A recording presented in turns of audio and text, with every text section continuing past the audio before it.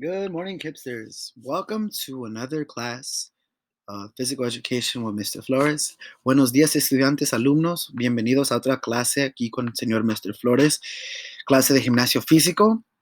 We're going to be talking in Spanish, friends, because we have many friends that come from many different parts of Chicago, and we all talk in different languages. So there might be times when Mr. Flores is talking in Spanish, or I'm just talking in English, and that's to make everyone feel welcome, and that's to invite all of our friends into our physical education community, so like that we are all growing our brains, our bodies, and everything we need to do to be successful Kipsters. So if you see me, or I'm sorry, if you hear me talking Spanish, it's for that reason, because I'm going to be going back and forth with us. And I know you friends are excited. So let's go.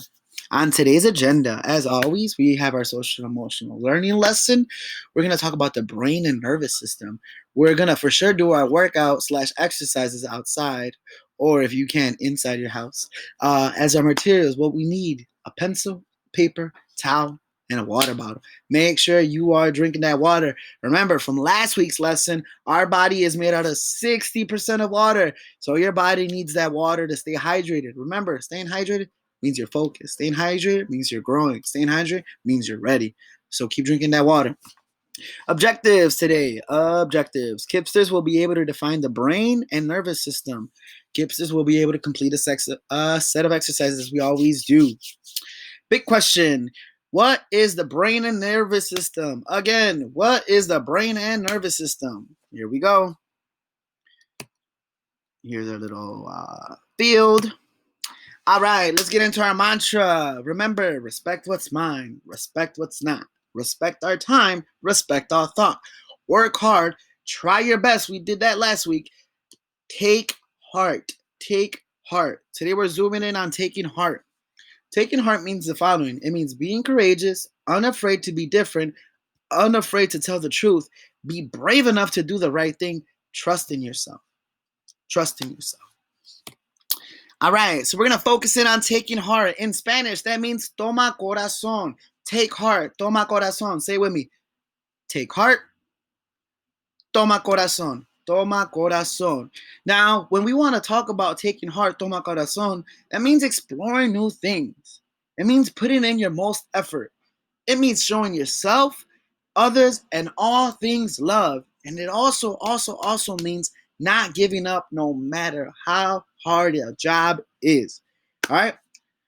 So remember, taking heart, those are some of the ways we are looking at a friend or a person or someone taking heart. Tomando corazón, right? Doing the job the best that you can.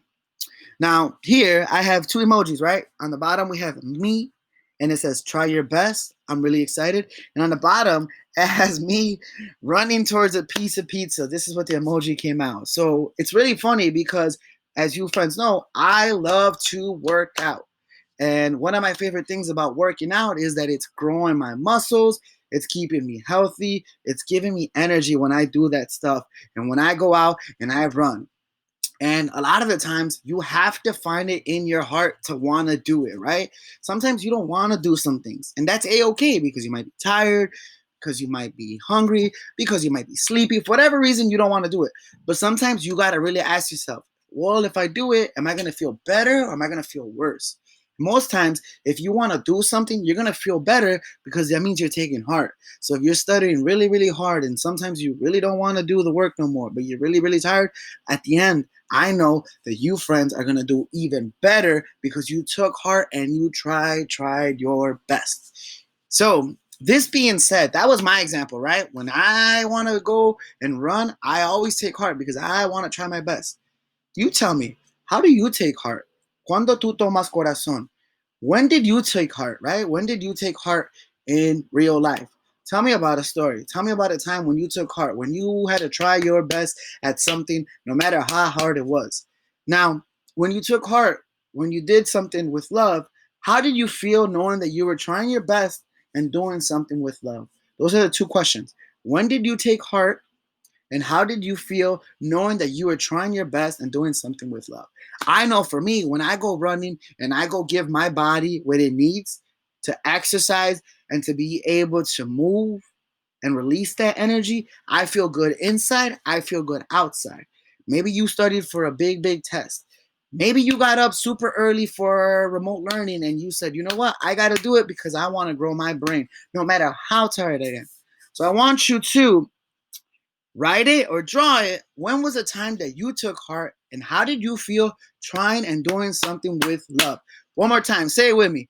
Take heart. Toma corazón. Awesome.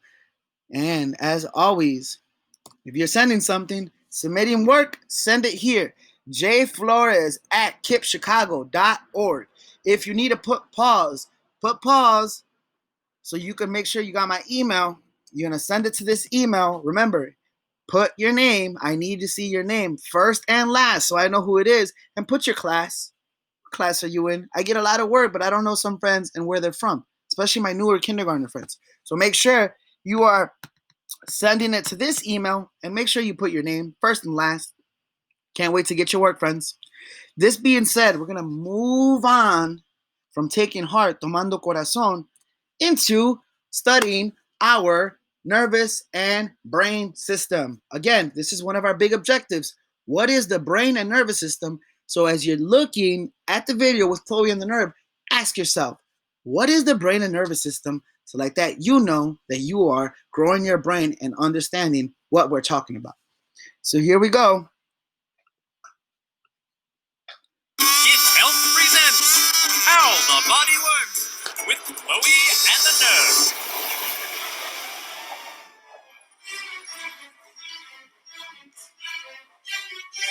Whoa, well, that was a big one. I'll say. Hey, where did the brain go? That nose tornado scattered the brain all across Bodylandia. Hello, children. I am the cerebrum. Oh, hi, friend. Do you know where we could find the brain? You're going on a marvelous adventure to find 4 important parts of the brain. Wow. I am the biggest part of the brain, the thinking part of the brain, and the part that controls your voluntary muscles. Without me, you wouldn't be able to dance or talk to your friends. No, dancing. Oh, dear. I am the cerebrum. I store your memories and make it possible for you to have feelings and emotions. I'm located right here. By weight, I'm more than 85% of your brain.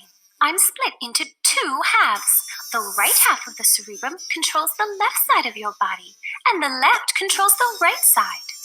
You need different parts of the cerebrum to do different things. Everything from doing a math problem to playing the piano. Oh, that's amazing. I am kind of amazing. Now, on with the adventure. Just follow the brainy brick road. Follow the brainy brick Follow road. the brainy brick road.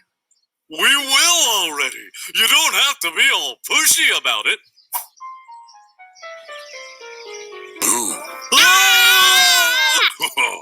I'm the brainstem. I connect the brain to the spinal cord.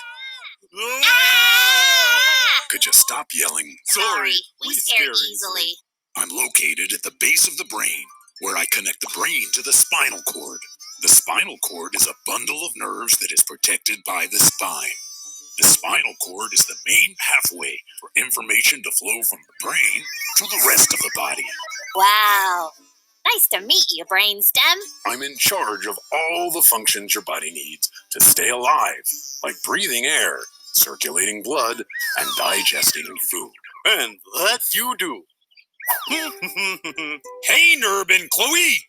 Hi, Bridge. Well, I guess you could say I'm sort of like a bridge. I'm part of the brain called the corpus callosum. I'm a thick band of nerve fibers that connect the 2 halves of the brain. That's impressive. Oh, hi, friend. Nice to meet you, friends. I'm the cerebellum. I control your balance, movement, and coordination. I'm located at the back of the brain, right over here. It's my job to keep you balanced. Oh, that's amazing. Well, let's see. Cerebrum, corpus callosum, brainstem, cerebellum. I think we've done it, Chloe. That's right. Your adventure is complete. Now, just click your heels and you can go home. Click my heels? That's not very scientific.